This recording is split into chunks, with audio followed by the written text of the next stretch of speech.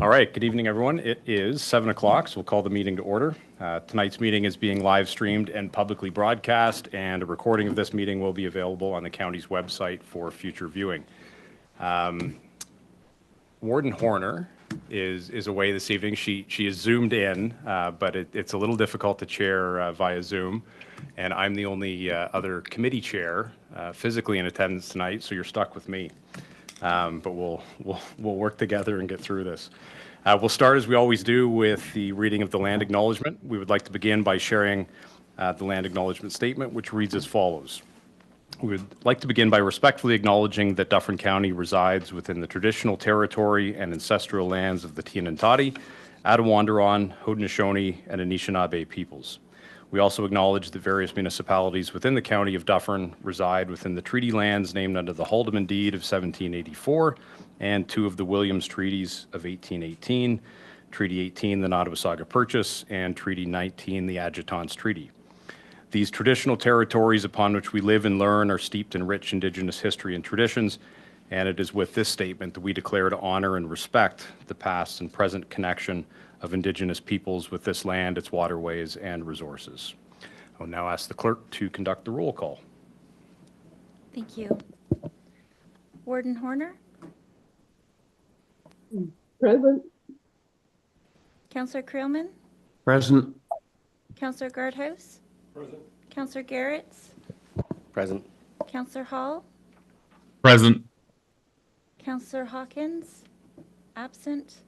Councillor Little? Present. Councillor McLean gave notice. Councillor Mills? Present. Councillor Nix? Present. Councillor Post? Present. Councillor Wrench? I'm here. Councillor Solomon? Present. Councillor Taylor? Present. And Councillor White? Present. Thank you. Thank you. May I have a motion to approve the agenda and addendum? Moved by Councillor Post, seconded by Councillor Nix. All in favor? That's carried. All right, just a reminder that members may declare any pecuniary interest they may have with respect to any agenda item now. If you do have one, please state the interest in the general nature thereof. And just a reminder as well that declarations must be both verbal and in writing, which can be emailed to the clerk. On to our approval of the minutes. There is a slight change to the recommendation that was listed in the actual agenda outline. The closed session minutes are from the meeting actually on January 30th, 2025. So can I have a motion to adopt the minutes of the special council meeting of January 6th, 2025, the regular meeting of council on January 9th, 2025, the closed session of council on January 30th, 2025, and the special meeting of council on January 30th, 2025. Mover and seconder for those. Councillor Guardhouse, seconded by Councillor Post. Any discussion on those? Councillor Nix? I'm trying to find it, but one of the meetings had no councillors present. I think it was the 9th or 29th. It's just a typo. It says councillors absent and That's lists right. them all. Yeah, it's We were all absent. January 9th, 2025. Probably Okay. should be corrected. Good catch. Okay, anything else? All in favor? That's carried. All right, we have a few proclamations this evening. Excuse me, the first is for Black History Month, and Michelle will share the screen to share the proclamation. All right, whereas Black History Month is an opportunity to acknowledge and honor the contributions of Black Canadians, both past and present, and recognize the contributions made by Black Canadians to Dufferin County and Canada. And whereas during Black History Month, we celebrate the many achievements and contributions made by Black Canadians to our collective economic, cultural, social, and political development. And whereas the 2025 theme for Black History Month is Black Legacy and Leadership, celebrating Canadian history and uplifting future generations. This theme acknowledges the diversity of Black Canadians, the importance of Black leadership, and the legacy being built for future generations. And whereas the County of Dufferin recognizes and values the contributions and advances that Black Canadians have made and continue to make to Canadian society, and recognize the quest of Black Canadians for equal opportunity and freedom from discrimination in Canada. Now, therefore, I hereby proclaim February 2025 as Black History Month in the County of Dufferin and encourage all residents to celebrate our diverse heritage and culture and continue our efforts to make the County of Dufferin an inclusive community for all. There will be a ceremonial flag raising of the Pan-African flag at 55 Zionist Street in Orangeville. That was to happen today, but due to weather, that's being postponed, and that date will be announced soon, I believe. There's also an Experts in the Library event, which is to be held at the Mill Street Library, hosted by the Orangeville Library and the Dufferin County Canadian Black Association. This event is going to be held on Wednesday, February the 19th at 7 p.m. The Dufferin County Canadian Black Association, in collaboration with numerous partners, is hosting the annual Black History Month event on March 1st at 5 p.m. at the Orangeville Theatre. The second proclamation is for Nonprofit Appreciation Week.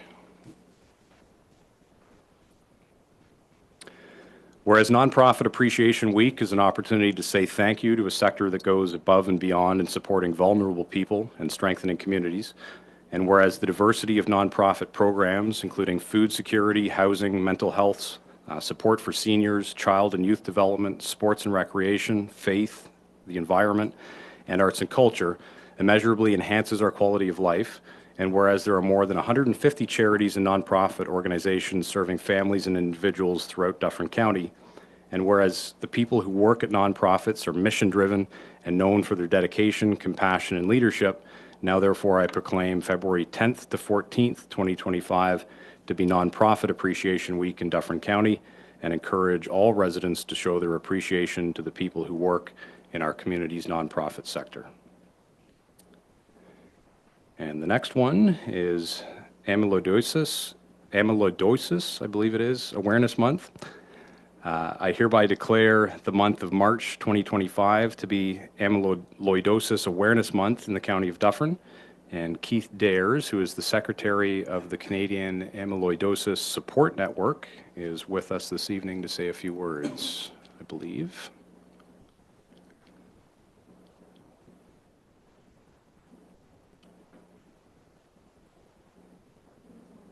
He is online. Are you there, Keith?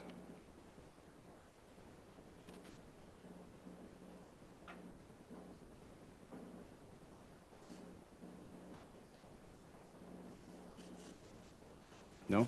Okay. Well, Second, I see what the problem is. Can you hear oh, me? there we go. Normally, someone turns the camera on and the mic on. Councillor Mills, thank you very much for the introduction. Dufferin County councillors, county staff, and other guests, it's a great pleasure to be here to address the council again on behalf of CASN, the Canadian Amyloidosis Support Network, its members, and all amyloidosis patients in Canada, their families and caregivers, for your generous consideration of declaring the month of March as Amyloidosis Awareness Month in Dufferin County once again. This is our third year of the awareness project, and we are extremely pleased that more and more communities are assisting us to bring awareness to this rare, incurable, and fatal disease. I'm happy to report that our awareness efforts in Canada, in conjunction with other international organizations, efforts are making a difference here and abroad. In the past year, since I addressed this council, there has been a lot of activity to bring amyloidosis to view in Canada. We are achieving greater awareness. More clinicians are now more informed about this disease and its symptoms. The time to diagnosis is slowly becoming shorter. Clinical trials are now starting to take place in Canada, and more treatments and more drugs that help manage the disease and prolong life are starting to be approved for use. All of these achievements confirm awareness is vitally important, and it makes a difference in the lives of our citizens who are challenged with this disease. If I may, I would like to share with you again a little bit about amyloidosis. It's a rare, progressive disease affecting a very small percentage of population in Canada as well as around in the world. It's approximately 8 people per 1 million people globally. Amyloidosis is usually fatal. At present, amyloidosis is incurable, and there are limited and very costly treatments to manage symptoms and extend life expectancy. So what is amyloidosis? It's a protein misfolding disease. and there are over 20,000 proteins identified in the human body. Proteins are known to be the body's bricks and mortar. They are responsible for many of the functions that build, maintain, and keep our body running. Without proteins, we could not exist. In amyloidosis, particular proteins misform, which then cause them to form fibrils.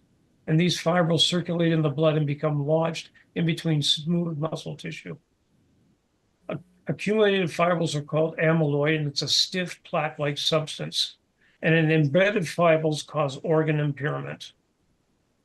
Over time, the fibrils impede, causing increased organ impairment, leading eventually to organ failure. One of the common sites where it accumulates occurs in the heart. There are 42 human proteins which can form amyloid and are associated with human disease. Therefore, there are 42 forms of amyloidosis, each stemming from a specific protein, and each can present with varied symptoms associated with specific organs that they are affecting. It's a complicated disease. It's systemic, it's multi-system, and depending on the type of amyloid, it can affect an individual or a combination of organs or tissues in the body. It is known as the great masquerader. Excuse me, I just have to take a one of the I'm a patient as well, and one of the symptoms is dry mouth problems. It generally presents as symptoms mistaken as much more common diseases. In most cases, the disease takes many years to cause medical issues, which will allow for an accurate diagnosis. Most patients have at least one primary organ affected. They can have many other organs affected as well. These different presentations in individuals make it very challenging to diagnose. At this time, there's no cure, but the treatments do manage and prolong life. The time to diagnosis is generally long, anywhere from 6 months to 5 years, with many visits to doctors and specialists. This extended time length to get the diagnosis places a heavy weight on the patient, their caregiver, and families, as well as it creates burdens in the public healthcare system. It's suspected that due to delays of diagnosis, some patients die before they actually get diagnosed. So if we can shorten the diagnostic time of amyloidosis, we can mitigate these costs and bring a higher quality of life to patients and families. Having a rare disease and being unwell for up to 5 years or more with limited life expectancy places a heavy toll on families who must care and support patients through this process. To relieve these burdens, the successful pathway is very simple. Awareness leads to early diagnosis. Early diagnosis leads to sustaining treatments. Treatments lead to better outcomes, prolonged life, and hopefully in the future, a cure. Our project is to bring awareness of this disease to the general public and the medical community in hopes that more people can be diagnosed earlier, treated earlier, and with treatments can resume some level of normalcy and balance in their life until a cure can be found. Amyloidosis can only be treated if it's diagnosed. That is why awareness is so very important. Kaysen appreciates your help to spread the word. This proclamation by Dufferin County helps tremendously. Once again, I thank you for your proclamation in support of amyloidosis awareness and look forward to your further support in the future. I wish everyone in Dufferin County the very best of health and prosperity. And I'd be happy to take any questions if the council should have any. Thank you. Thank you, Keith. Are there any questions? Councillor Nix. You said worldwide the incidence is about 1 out of a million. Do we have more specific? 8 in a million. 8 out of a million. 8 people in a million. Do we have any more specific numbers, say for Ontario or Canada? Unfortunately, no. We have some very high level numbers. We suspect that there's a little over 1,000 patients in Canada, but because of health information, it's hard to get that distinct information as to who's been diagnosed and where they're at, because it is kind of unless we have their express permission to do so, it's hard to actually get those records. So that's one of the major challenges as a national pan-Canadian organization, is something we're always trying to find out is exactly what the prevalence of the disease is in Canada. But because health records are are very sacred to individuals, it's very difficult to get that information. Just as a follow-up, in the various treatments that you talk about, are all of those, well, I'm thinking of Ontario, but I don't know the rest of Canada, but are they all covered by government Medicare, or are the treatments covered by either Medicare or, that's not what we call it, what do we call it? OHIP in Ontario, and are the drugs covered by the government? Yeah, that's a great question, and it's a challenging one. Drug approval is a very long, drawn-out process in Canada. It takes actually from anywhere from 762 days to 1,600 days in order to get a drug approved in the hands of patients. So that's a long, long time in a process.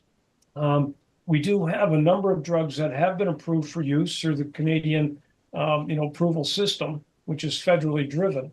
And those drugs once they're approved for use, have to be negotiated with each jurisdiction, which means every province and territory then has to look at it and discuss pricing and availability, and then put it on their formulary. And then basically at that point, depending on the jurisdiction, the formulary will dictate whether it's a provided drug free of charge, or if there's a co-payment, or if there's a full payment for it. And so right now, the one main drug that is available has been approved by all jurisdictions in Canada, and to the best of my knowledge, is on the formulary of every jurisdiction in Canada, at whatever financial arrangements are made through that jurisdictional governance. So it could be OHIP could be sponsoring it 100%, or it could be some kind of a copay. And basically, when you look at the cost of these drugs, they're very, very expensive. The drug that's available right now in Canada is roughly $240,000 Canadian a year for an individual. Thank you. Okay, and anybody else? No?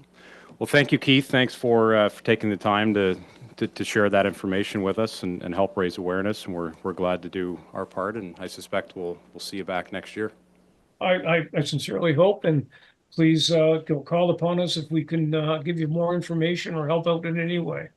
I thank you for your time. Thank you. Have a good evening. As you as well.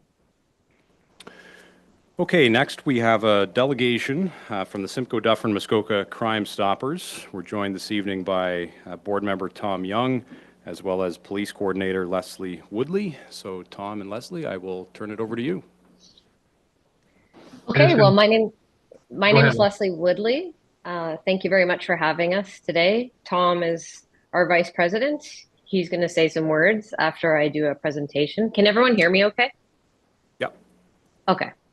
Okay, so I'm just going to do a quick presentation just to explain how the program works. I'm just going to say right off the bat, though, it's not a police program. It's not funded by police or anything like that. I'm just so there's no confusion. So we can go to the next slide. So the history of Crime Stoppers, it started in 1976 in Albuquerque, New Mexico. I know I'm kind of reading the presentation, but it's a young gas station attendant. He was robbed and murdered, and they had no leads, no clues, couldn't figure out what happened. They needed the community's help. They had one police officer, after 6 weeks of investigating, that thought of a great idea to help the community and help solve this crime.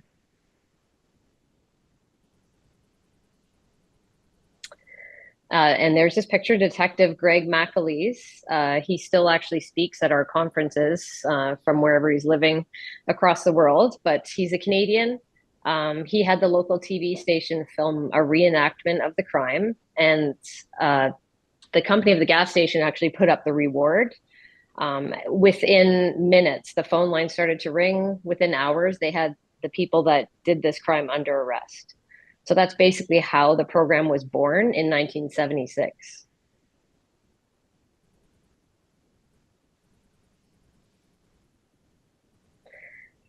So as I was saying, Crime Stoppers is not a police program. It's a partnership between the public, the media, the police.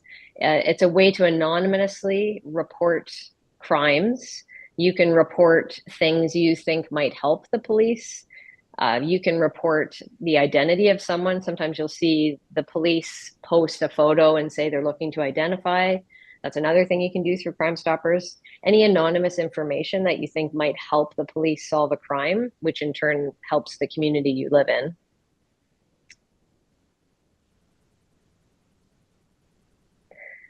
So Crime Stoppers works together with the police, the community, and the media. We get lots of great relationships going with everybody. I'm a police officer with the OPP, and it's not a police program, but the OPP donates me to this program, and many programs across the province have an OPP officer coordinating. The reason for that is the tips have to be disseminated to police. So it's very logical that a police officer is the one disseminating. For example, this program, and there's 37 in Ontario, but our program has 8 OPP detachments, and then we have Barrie City Police, South Simcoe Police, used to be Orangeville and Shelburne, now it's OPP. We have Rama and Nishnabek. We also give tips to the Ministry of Natural Resources, a few other smaller ones. Those are the main players, but a police officer is sort of the one reviewing the information and forwarding it to the correct detachment or police service. The media helps us out a lot by reposting things and always mentioning to call Crime Stoppers as well. And then the community, our board is made up of volunteers. We have volunteers, well, we used to have a lot in the past in each community that would do fundraisers and help with awareness. So that's a great partnership too.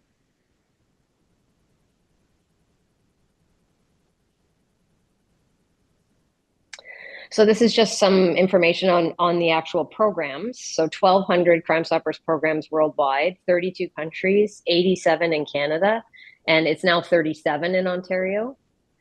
That's a lot of programs. You can go to many countries and see Crime Stoppers signs. So our program here, Simcoe Dufferin Muskoka, started in 1987. We're a nonprofit charitable organization registered in Ontario. And we're governed, as I mentioned, by a civilian board of directors, which is volunteers and people from the different communities. Our program has an OPP coordinator to help this program. Some have a coordinator that might be from a municipal service. Some programs have 2 police officers. Some have civilian OPP members, but lots of support from the police services by providing people to these programs. So I was mentioning this before, but to call Crime Stoppers, on every slide, it's got our phone number. There's also an online form. It's through www.p3tips.com. You can also go to the website for any of the programs, and there'll be a link that says submit a tip. So if you want to say information in a different municipality, you can go to their website, you can call the number. Whatever you do, it will get it to the right area. Once you provide a tip, if you phone in, you're given a confidential tip number. It's only known to you and to the program, and that's how you follow up your tip. So if you phoned in a tip, you would call back in 3 to 4 weeks, ask the person answering the phone about what has happened with the tip, and then you can get some feedback. If you've reported it online, we have an online dialogue box. We don't see your email or your IP address. It just comes in as the tip, dialoguing with us. Same with the phone. We don't have call display or anything like that. So tipsters have to sort of come back to us and ask what's happening with the information. And then if the tip is used by the police, either to make an arrest, help solve a crime, help in any way, they're very good at giving us that information. And then I do a presentation to our board of directors, and they will vote on a reward for that person. So this is just stats for our program. Just since inception in 1987, over 5,300 criminals arrested, 13.5 million in stolen property recovered, $81 million in drugs taken off our streets, over 7,400 cases cleared, over 447,000 in rewards approved, over 535 weapons recovered, over 11,600 charges laid, and over 75,000 tips received. So that's just for this area, one of the 37 programs in the province.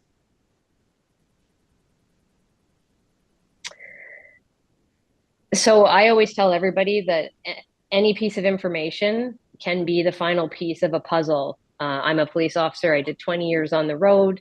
I know that sometimes you're just waiting for one more bit of information to actually solve a case you're looking at, or another piece of information helps you get that search warrant. So if someone feels like it's not maybe important, it may or may not be, but the police can decide that. It's just a way for someone to give information anonymously. Because if you call the police and want to report something or want to be a witness to something, you are going to give your name, your address, your phone number. You're going to give a statement. And then if someone is charged based on your information or you're a witness to it, the charged person will receive your statement as part of their package for court. They will see your name, your phone number, your address. They will see all those details. So that is a deterrent for a lot of people to give information, because it might be their neighbor and they're not going to want to be uncomfortable later living on that street. Could be a family member. They could just feel unsafe with someone knowing their name. It's not that hard to find people if you have a name and address. So this is just an option for someone to do an anonymous tip, give the information, help the police. What we don't do is tips that are urgent based, like 911 type information. There's a drunk driver ahead of me, or there's a big accident.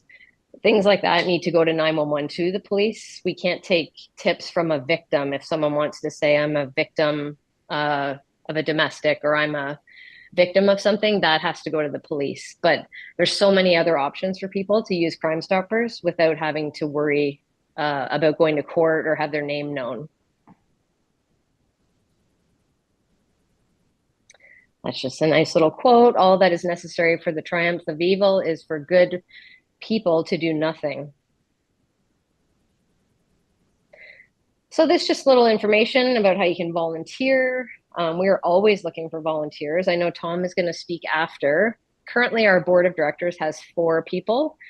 We have just brought in 2 new people. They're not fully finished with things like criminal record checks and such, but our board will have 6 people.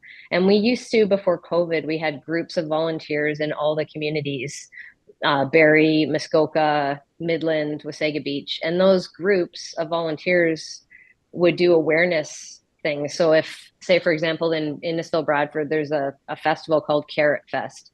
So our volunteers would set up a booth, give out pamphlets, things like that, give out information. So we used to have a really big base of volunteers until COVID, which is a lot of the same story that everyone hears, but all the volunteers sort of left. We haven't been able to get a lot of people back.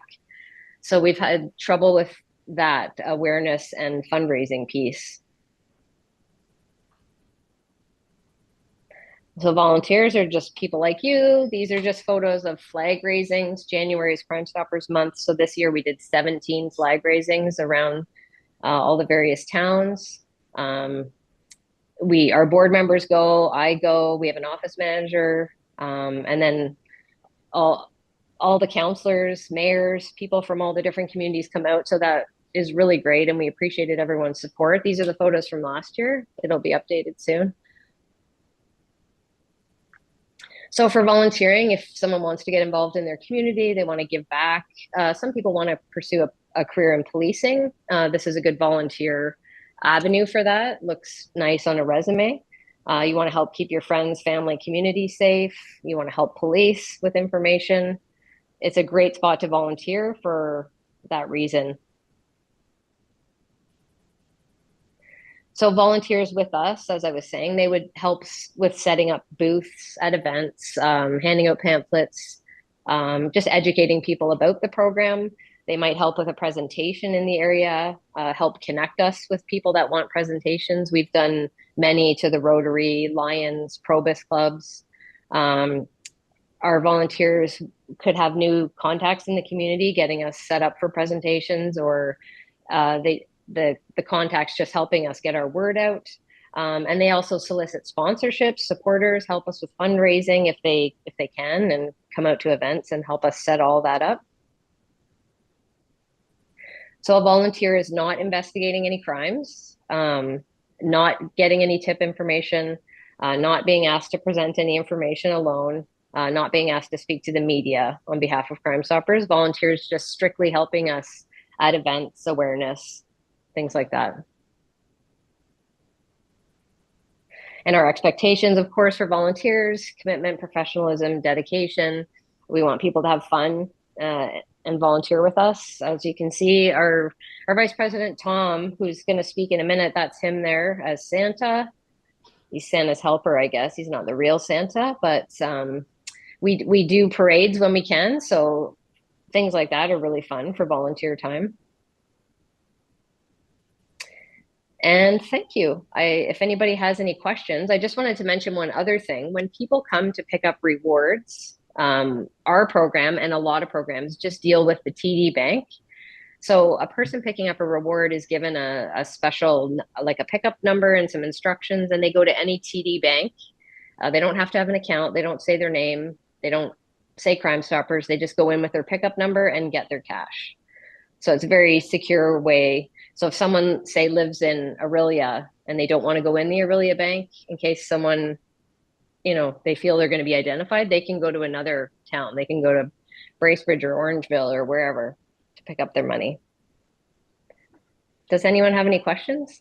Can we, maybe Leslie, if I can do my part, and then we can do questions for both of us? Oh, sure. Just make it a little quicker. Council, thank you for having us. As you know, my name is Tom Young, and I'm the Vice President of Simcoe, Dufferin, Muskoka Crime Stoppers. And I want to tell you how and why we got in front of you tonight. We're in trouble financially. Leslie has told you that we're not a police program, so we have no funding from the police. We're not a government program. We have no funding from governments at any level, and I'll explain that in a second. I met with my MPP up here last year and told him that we were in trouble, and I was hoping the province would help us. Excuse me.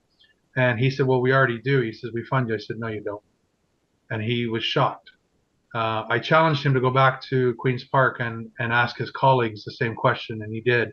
And he got the same answer. He thought they were all we were funded by them, and we're not. And we're still not.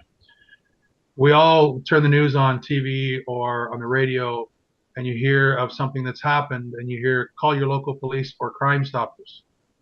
I can tell you, unless something changes, after August 1, this coming summer, that call the Crime Stoppers part won't be there anymore. As a board, we had to set a date. We're that close.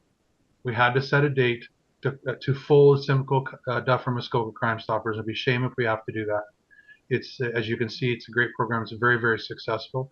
A lot of the flag raisings I managed to go to this year, Leslie and I were down in Orangeville, and that's how we got in front of you, by talking to the mayor and some council there, and there was some police officers there, and they were shocked.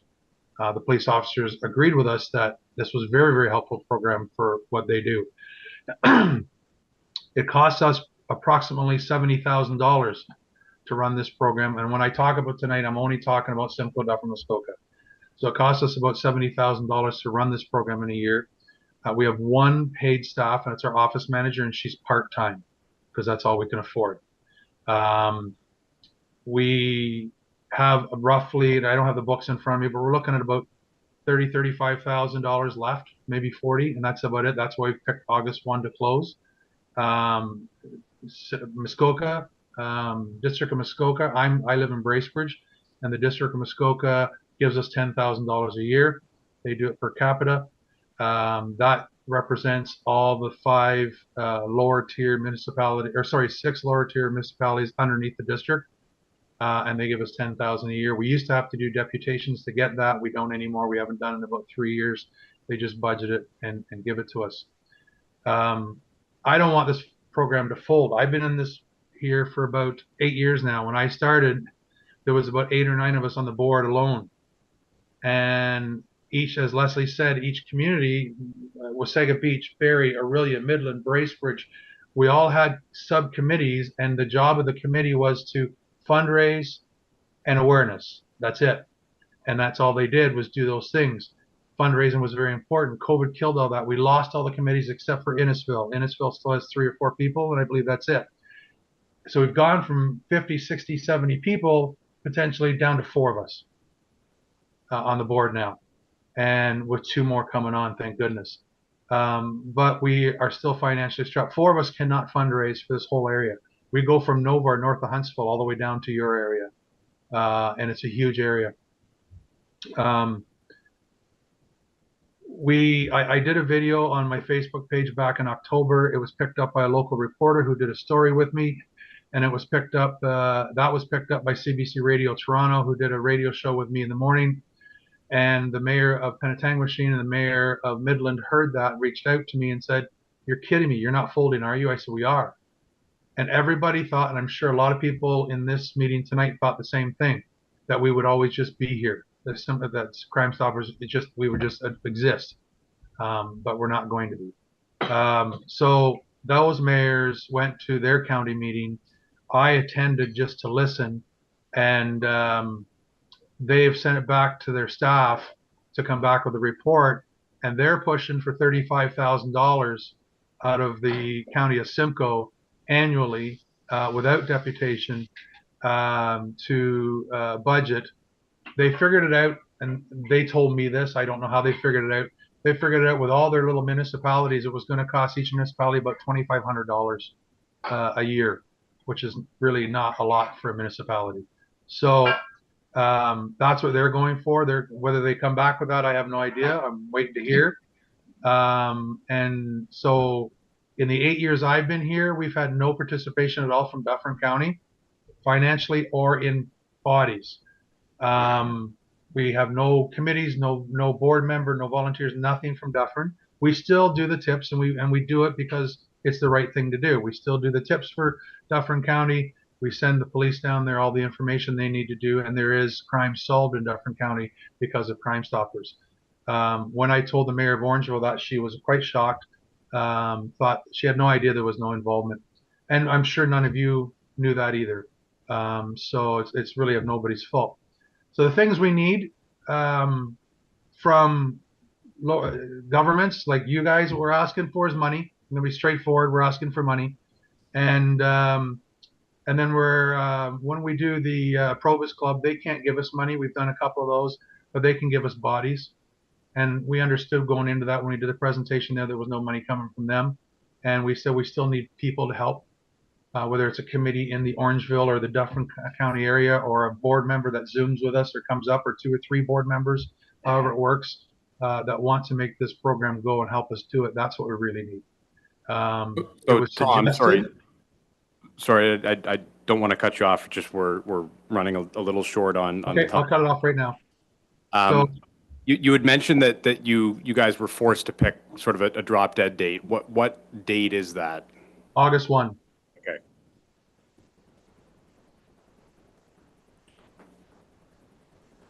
Is there any more questions? Questions for Tom or Councillor Creelman? Hi, Tom. As a former member of the judiciary for 15 years, I can attest to the great work that you do. Did you not have the assistance of Don Hawkins, who is a resident of Dufferin County? Not since I've been here in 8 years. Leslie has been here a little bit longer than I have. Do you know that name? I don't know. I believe he may have done some work as well for the Ontario Association of Crime Stoppers. I recognize that name more from there. I've been in this program for 8 years as well. And that person hasn't been in our program that I know of. Maybe before. You may be correct. Don may have been working for the provincial organization. I just say I support your work. I don't know what my colleagues believe. But the comment I'd make is that the Ontario government allows the Ontario Lottery Corporation over $200 million a year on promotion and advertising of games of chance. If even a fraction of that money was diverted to your cause, that would be a great thing. I leave it at that. Councillor Nix? I don't have a question for Tom or Leslie, but it's quite a compelling presentation they've made. And I think if other counties are funding them or thinking of funding them financially, I think we ought to do the same. I don't have a motion to put on the floor. I wonder if we could just leave it, maybe if we could ask Amy to come back. I know how tight the budget is now, what a hard time we had getting it down to where it is. And I hate to sort of say, gee, could we open it up? But maybe we could ask Amy if there's any possibility. And if she could come back and tell us at the next meeting, I would really like to suggest that we should make some donation to Crime Stoppers.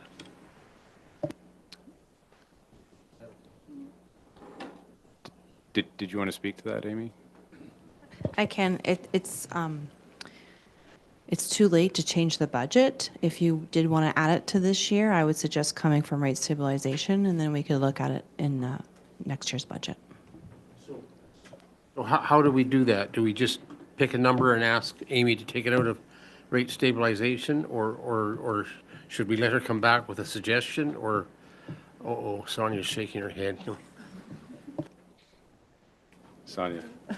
Through you, Councillor Mills, it's really up to you as members of council how much that amount would be. There's nothing really additional that Amy could tell you. It's just up to you. Yeah, I mean, we've heard two amounts. So Tom, correct me if I'm wrong, but you said Muskoka's committed to 10,000 a year. It sounds as though Simcoe's mulling 35,000. So I think, as a council, if we're inclined to fund this, then, somebody could put forward a motion and direct that money be drawn from rate stabilization. Or I guess the other option would be we could refer the organization to the grant program. The thought on Simcoe was that between the 3 counties or districts per se, and the city of Barrie, so four partners, that the 70,000 would hopefully be totally funded, and then we could spend our time doing a little bit of fundraising, but more awareness to the public of how we work. Councillor Nix? Could I put a motion on the floor that we donate $15,000 to Crime Stoppers this year out of the rate stabilization fund? I need a seconder, Lisa. How about I just ask more broadly? Is there somebody willing to second Councillor Nix's motion to direct 15,000 from rate stabilization? Councillor Post, you seconding it? Okay. Okay. So there is a motion on the floor, moved by Nix, seconded by Post, and Councillor Post, you have the floor. Thank you very much, Councillor Mills. Good to see you again, Tom and Leslie. Thank you for coming. It's Lisa. I'm the mayor of Orangeville that you were talking to. Thank you guys for coming and presenting here today. One of the things that I wanted to talk about potentially, I know the county of Simcoe is a much larger population than we do in the county of Dufferin, and Muskoka is much smaller than us. I think it would be beneficial, and of course the city of Barrie, I think the population there is about 150,000. And so when we look at all those populations and add them up, I think that there's some benefit to doing a bit more work on what a per capita could look like and how we could equitably fund this organization. And I think potentially, and yes, I've seconded your motion, Councillor Nix, but I think there's a bit more work to do before I'm quite prepared to support a dollar amount. We do have a bit of time, knowing that it's going till August 1st, as Tom had mentioned. And I would love to see maybe a bit of discussion between CAOs at the organizations to talk about what's feasible, how we could break it up and make it an equitable contribution, and talk about doing ongoing funding so that it's not a one-time, Tom's going to have to come back every year and beg us for money, because I don't think that makes a lot of sense either. It's hard to get volunteers when you don't have a stable program, and I think that we could do a bit more work behind the scenes before we commit an actual dollar amount. So while I've seconded it right now, I won't be voting to support that, and I would put that motion on the floor if this one fails. Hold on, Councillor Nix. I have Councillor Wrench, Councillor Taylor, and then I'll come back to you. Councillor Wrench.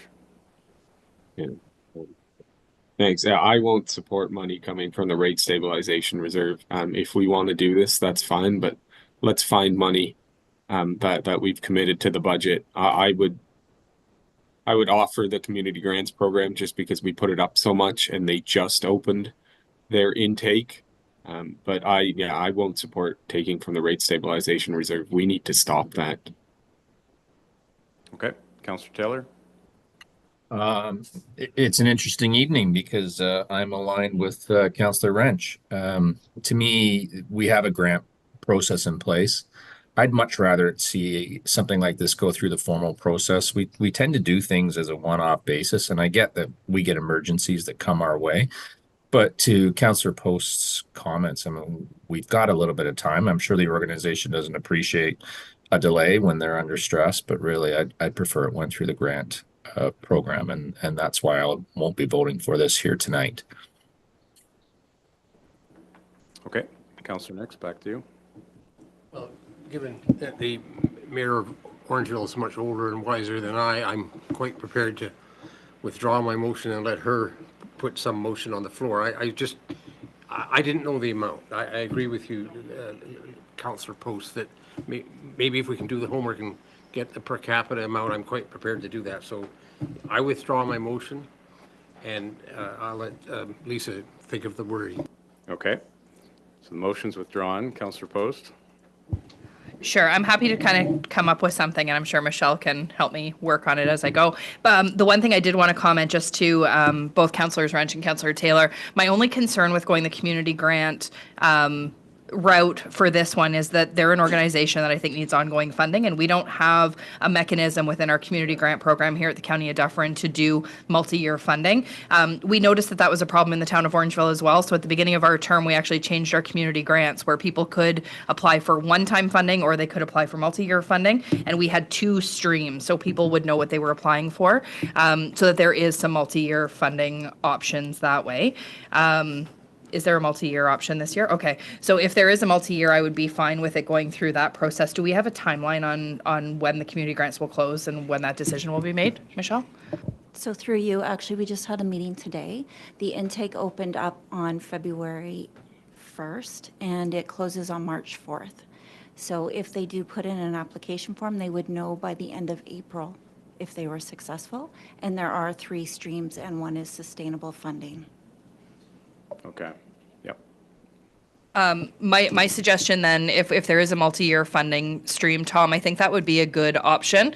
If you could get the grant application filled out by March 4th, then you could apply for multi-year funding, and we still have time because you would find out in April. If you're unsuccessful at that time, we can move on to a next step, which would be to potentially have CAOs to chat and figure out what a multi-year or what a per capita basis funding could look like. We definitely appreciate that. Okay, I have Councillor White and then Councillor Garrett, but I think Sonia just did some really quick arithmetic here to figure out what that formula might be. So, Yeah, thank you, Councillor Mills. Yeah, if we take the sort of populations as posted on the internet, so they must be right, of the 4 municipalities, it really, and it was $70,000, it would work out that the contribution from the County of Simcoe would be closer to $45,000 if we did it on a per capita basis, and the County of Dufferin's contribution would be just under $6,000. So I think, you know, I'm happy to reach out to the other CAOs to have a conversation about that if that's what council would like, but just quickly, that's how it would break down. okay, thanks. Councillor White? Thanks. Thanks, Sonia, for that. I support more or less what Lisa was talking about or what Councillor Post was talking about. And I mean, I think the numbers, I think we could do a little bit better than $6,000 at the end of the day if we had to. But I don't support this type of program being put through the community grant program for a couple of reasons. If we're going to commit to, like, if we think this is something that should be funded in perpetuity, then find a line in the budget and we'll put it in there. If we have to make an emergency contribution in year 1 and move it forward, that's fine. The community grant program, to me, is not designed to be doing some of what it is doing, unfortunately, which is a regular source of funding every single year for the same organizations. It is, you know, what I would like to see that be more of is, you know, small startups, organizations that are trying to get their feet underneath them, small groups like the Boy Scouts and the Girl Guides and those kind of things that need some kind of a funding mechanism, because what we do when we take groups like this that need funding in perpetuity and put them into that stream is we're basically cutting off that funding source for every one of those little groups that need those little community group programs. So that's sort of where I come from. I'm happy to have the CAOs talk about it and come back with a hopefully some kind of a workable solution. I think we can do better than what our per capita number is, probably. But I mean, that's where I come from, on where it comes from and when it ends up in the budget. Okay. Councillor Garretts? Well, I'm happy to hear we're looking to support. I would prefer, I know that they've got till August, I would prefer that we did something sooner on an emergency basis and have the per capita calculation later. I agree with Councillor Wrench with a budget of about 160 million and a tax levy around 50 million. I would hope that we could find $6,000 to $15,000 without having to come from rate stabilization. And it's sort of the same thought around the men's shelter. They need to have some funding, at least to get them to know that they're going to be able to operate till the end of the year. We can work on a long-term plan after that. But I totally understand what Councillor Post is saying, but I would prefer to come out of this meeting with at least some level of assurance for the organization that we can provide something to get them through the year. So in fairness to our folks delegating, I think we've given them a couple of mixed messages. Either apply for the funding before early March or leave it with us to sort out. But I would hate, to lead them to think that they didn't have to apply and then something didn't get worked out. So what do we want to do? Does somebody want to make a motion? If it is to direct to community grants, then my suggestion would be that we simply receive the delegation and recommend that that's the course they take. If not, then I think we need to give some direction to staff. Councillor White? Thanks.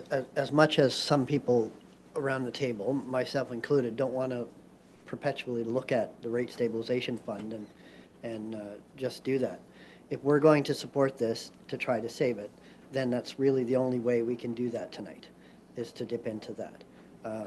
I know it doesn't sit well with Councillor Wrench and whatnot. It doesn't sit well with me either, but if this is truly an emergency, then that really seems to be the only way, because referring them to the grant program does not guarantee them anything, right? If 300 groups apply to that and they have to start cutting back requests, they may end up with $1,000, which does really nothing for them. So I don't have any issue really with supporting, a number tonight, whether that's $10,000 or $15,000 out of the rate stabilization, to give them some security tonight, knowing that we are looking for a workable, ongoing solution forward. So we're back to where we started potentially. Councillor Nix? As I said before, the mayor of Orangeville is older and wiser than I am, and she's prepared to second the motion if I put it back on the floor. I'm not 100% sure on the number. 10,000. If I put my motion back on the floor with 10,000 on it for an emergency for this year, and then let the CAOs and the staff work out what our sort of long-term is. Mm-hmm. So Michelle, if you could kind of figure out what I just said, I'd appreciate that, and I think. Okay. So a motion to authorize funding of $10,000 to be drawn from rate stabilization. Okay. Councillor Post, are you still willing to second that? Okay. Yeah, go ahead. Just a quick comment that I do appreciate the addition of the discussion between the CAOs to work out kind of what the ongoing budget would look like for future years, but I'm happy to support that. And Councillor White, thank you for your comments, because your comments are well received about the community grant program, and I support what you're saying. Okay. So once again, we have a motion on the floor. Councillor Wrench? Just record it. Okay. Any further discussion on it? No? Okay. Recorded vote has been requested. Councillor Wrench? No. Councillor Solomon? Yep. Councillor Taylor? No. Councillor White? Yes. Councillor Krillman? Yes. Councillor Guardhouse? Yes. Councillor Garretts? Yes. Councillor Hall? Yes. Councillor Hawkins? Yes. Warden Horner? Yes.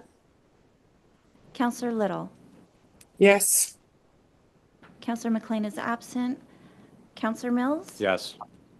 Counselor Nix, Yes. and Counselor Post. Yes. And that carries 25 to 8. Okay. All right, well, thank you both for the information. It obviously led to an interesting discussion, but at least we got somewhere, and I'm sure there'll be more discussion that takes place for a longer-term solution. Thank you Thank very you much. very much. We really do appreciate that. Thank you. Yes, Okay. thank you very much. Have a good night. Thank you, you too. Well, Okay, on to public question period. Are there any public members in the gallery that have a question? Okay. No, no questions were submitted. Okay. All right, so the next item is our first closed session portion of the meeting. Before we move into closed session, staff will be placing anyone who is not to be in the closed session meeting into a waiting room. Staff will lock the meeting and the live stream will stop. People in that waiting room will see a message that once the meeting is open, they will be brought back in. If anyone tries to log into the meeting, they will receive a notice that the meeting is locked. And once council has made a motion to move back into open session, everyone in the waiting room will be brought back into the meeting and the live stream will continue. So with that, may I have a mover and seconder to go into closed session as per section 239 sub 2F of the Municipal Act to receive advice that is subject to solicitor-client privilege, including communications necessary for that purpose. Moved by Councillor White, seconded by Councillor Garretts. All in favor? That's carried. Okay, so we'll just give staff a minute to work their magic.